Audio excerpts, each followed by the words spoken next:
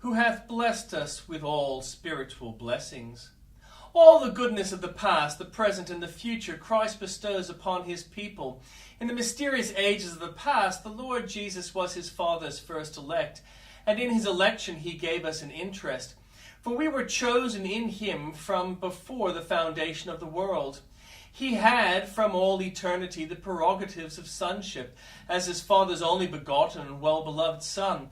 And he has, in the riches of his grace, by adoption and regeneration, elevated us to sonship also, so that to us he has given the power to become sons of God.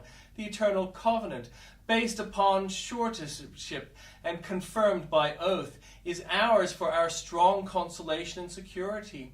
In the everlasting settlements of predestinating wisdom and omnipotent decree, the eyes of the Lord Jesus was ever fixed on us, and we may rest assured that in the whole roll of destiny there is not a line which mitigates against the interest of his redeemed. The great betrothal of the Prince of Glory is ours, for it is to us that he is affianced, as the sacred nuptials shall ere long declare to an assembled universe. The marvelous incarnation of God of heaven, with all amazing condescension and humiliation which attended it, is ours. The bloody sweat, the scourge, the cross are ours forever.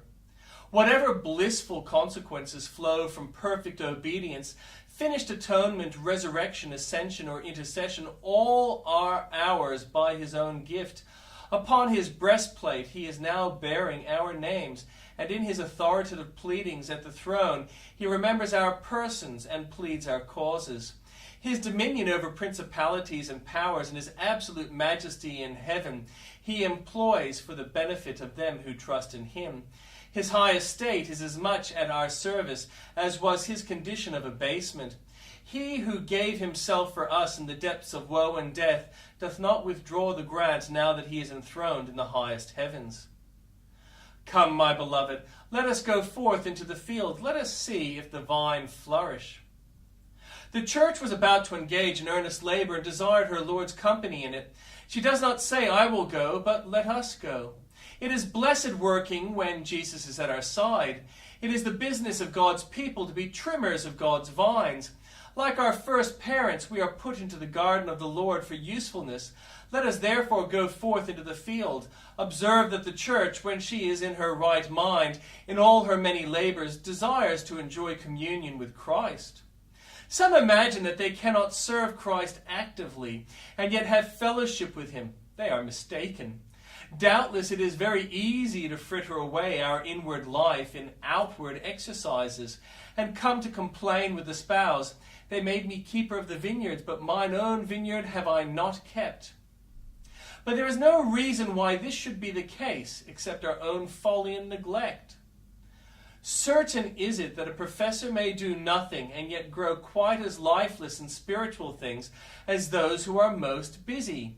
Mary was not praised for sitting still, but for her sitting at Jesus' feet. Even so, Christians are not praised for neglecting duties under the pretense of having secret fellowship with Jesus. It is not sitting, but sitting at Jesus' feet, which is commendable. Do not think that activity is in itself an evil. It is a great blessing and a means of grace to us.